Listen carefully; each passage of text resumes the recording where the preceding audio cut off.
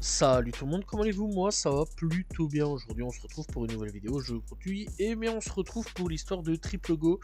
Triple Go donc qui est un duo de rap français, donc un petit groupe tranquille, voilà, originaire de Montreuil, dans le 9-3, formé par le rappeur Sangui et le beatmaker Momo Spaz. Donc oui, un duo donc de rappeur et beatmaker.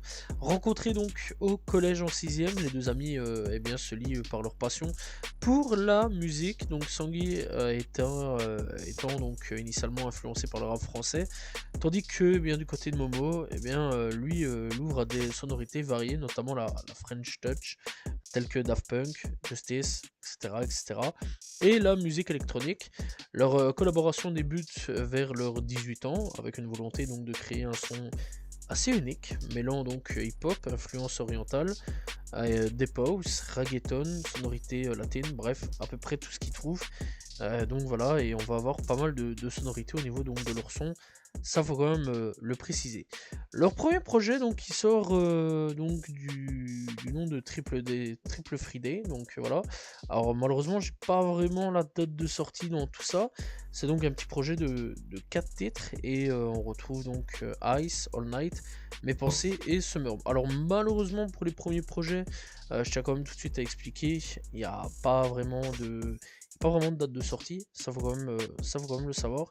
Donc voilà, à peu près tous les projets donc de 2013 jusqu'à 2016 ne seront pas disponibles sur les plateformes de streaming, ça il faut quand même le savoir.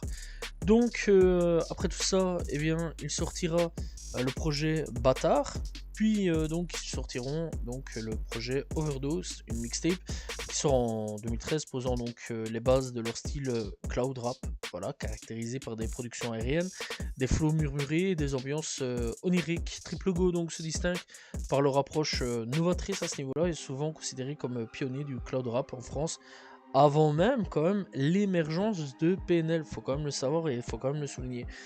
Leur discographie eh bien s'étoffe rapidement avec d'autres projets comme Au Calme, sorti donc en 2014, et Putana, sorti aussi en 2014. Voilà, donc après tout ça, eh bien, faudra attendre jusqu'en 2016, donc oui, 2015, pas grand chose à ce niveau-là, pour avoir Omax, et Omax fait partie, donc là par contre, fait rentrer officiellement dans les plateformes de streaming, ça il faut le savoir, donc sorti en 2016. Et donc après tout ça, eh bien, ils enchaîneront donc avec 2020, sorti en 2017, en attendant Mashakil plutôt, donc en 2018, et leur premier album, donc voilà, Mashakil, sorti en 2019, marquant un tournant avec une identité sonore cohérente et des textes introspectifs, salués comme l'un des meilleurs projets rap de l'année. La même année, donc ils sortent Yeux Rouges, un projet sombre et émotionnel renforçant leur singularité. Voilà, donc après tout ça, en 2020, eh bien, l'EP Touareg sort, voilà, et donc le projet 3 confirme leur capacité à marier des sonorités planantes et des thématiques mélancoliques, oscillant entre amour, ambition et solitude.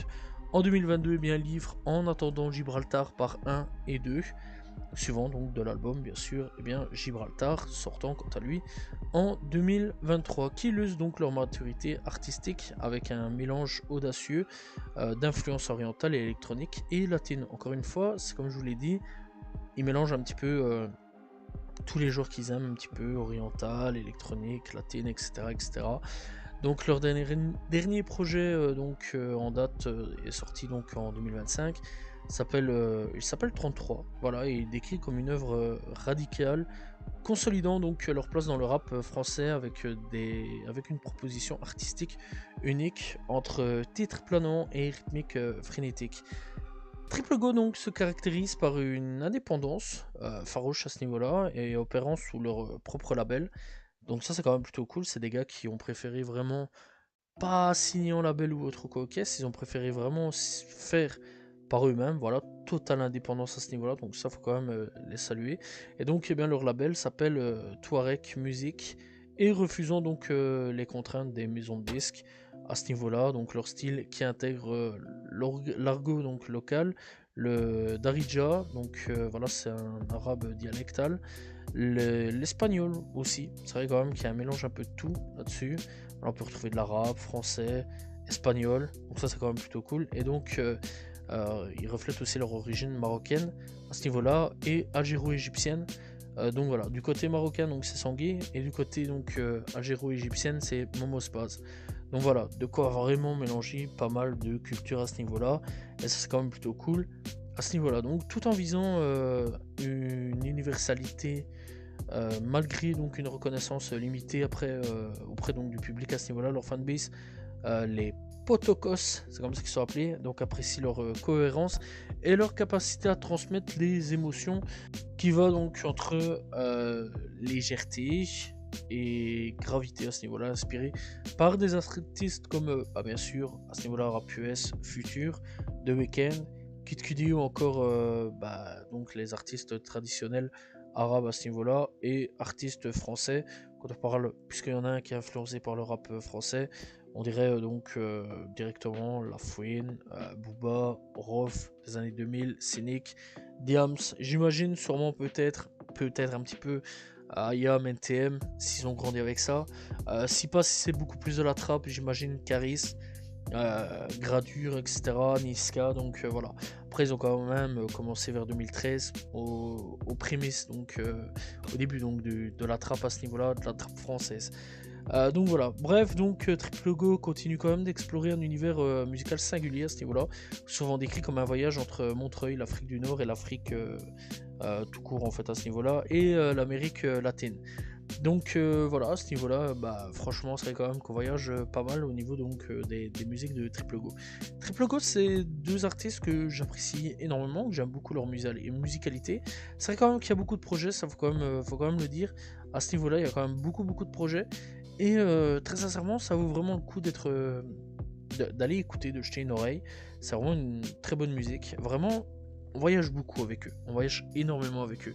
C'est des artistes qui, pour ma part, je trouve que on peut passer du côté français, partir du côté un peu latino, Espagne, Amérique latine, etc. Donc voilà, on part vraiment dans tous ces domaines-là. Ça, c'est quand même plutôt cool à ce niveau-là. Parce que c'est rare, hein, en plus, hein, quand on va chipoter dans à peu près tous les domaines à ce niveau-là.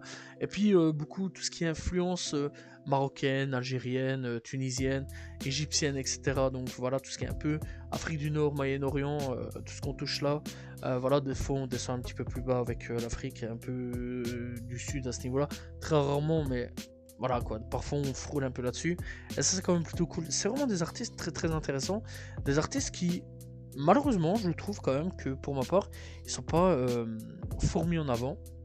C'est des artistes qui ont quand même une fanbase, quand même une assez grosse fanbase, on va pas se mentir quand même, mais malheureusement pas trop mis en avant, que ce soit par les gros médias ou même les médias tout court, on parle très rarement, alors que Triple Go sont là quand même depuis, on rappelle, 2013. Je tiens quand même à le rappeler, depuis 2013. Donc c'est quand même assez fou de se dire quand même que c'est des petits gars qui sont là depuis 2013 et que on parle très rarement d'eux quand même. C'est quand même assez fou, mais faut le dire. En plus de ça, ils étaient quand même là, on va le dire aussi, avant PNL sur le courant Cloud Rap. Donc voilà, c'est vrai quand même qu'en 2013, fallait se brancher un peu sur ce courant-là, voilà, tout ce qui était un peu Cloud Rap, etc.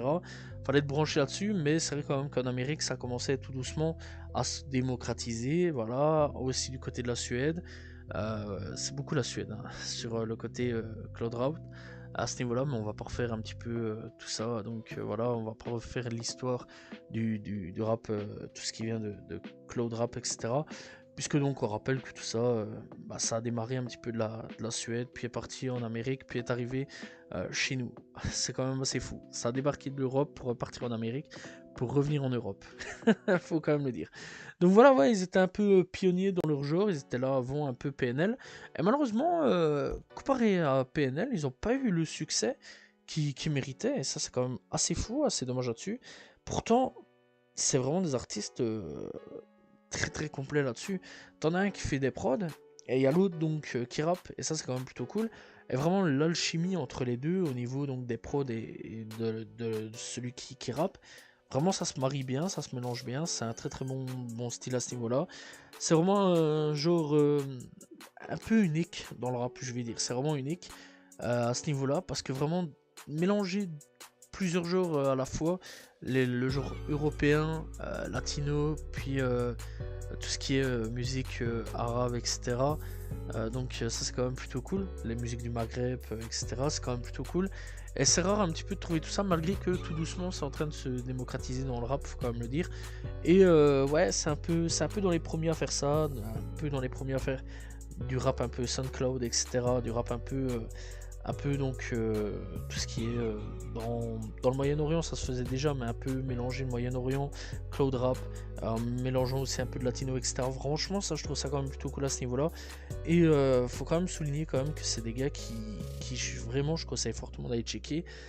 Donc voilà, et très sincèrement, ouais, je vous conseille vraiment d'aller checker parce que c'est des très très bons artistes. Bon, j'ai pas plus de choses à dire là-dessus, parce que bah, c'est des artistes qui communiquent très très peu, vraiment communiquent très très peu, mais parlent beaucoup avec leur musique à eux. Donc voilà, c'est des artistes, encore une fois, qui sont là, qui sont présents, qui malheureusement n'a pas le succès qu'il mérite, faut dire les termes. Mais je conseille fortement d'aller checker parce que c'est des très très bons artistes qui méritent vraiment d'être parlés, d'être à ce niveau-là entendus, d'être communiqués par les médias, etc. Donc voilà. Malheureusement, encore une fois, c'est des artistes, je sais pas trop développer là-dessus sur eux parce qu'il n'y a pas énormément de détails sur eux, il n'y a pas beaucoup de choses sur eux. C'est ça quand même qui est assez dommage parce qu'encore une fois, je vais dire, il faut pas forcément tout le temps des interviews ou quoi, ok, à ce niveau-là, ça faut quand même le savoir, ils sont plutôt discrets, ça faut aussi le savoir et ça c'est quand même plutôt cool.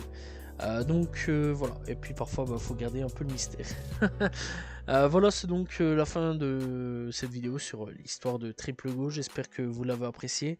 N'hésitez pas à vous abonner, liker, commenter, partager, n'hésitez pas à aller découvrir donc ces deux artistes très très intéressants. Voilà, on rappelle que même s'il y a un chanteur là-dessus, un rappeur là-dessus, il y a quand même, c'est quand même un duo puisque c'est un rappeur et un beatmaker. On le rappelle donc ils sont deux à ce niveau-là, c'est un petit groupe super sympa. Voilà que je conseille vraiment d'aller checker. Voilà, c'est donc la fin de cette vidéo, j'espère que vous l'avez apprécié. N'hésitez pas à vous abonner, liker, commenter, partager. On se retrouve demain pour une nouvelle vidéo. Très prochainement donc, la semaine prochaine pour une nouvelle histoire. Salut tout le monde, ciao ciao.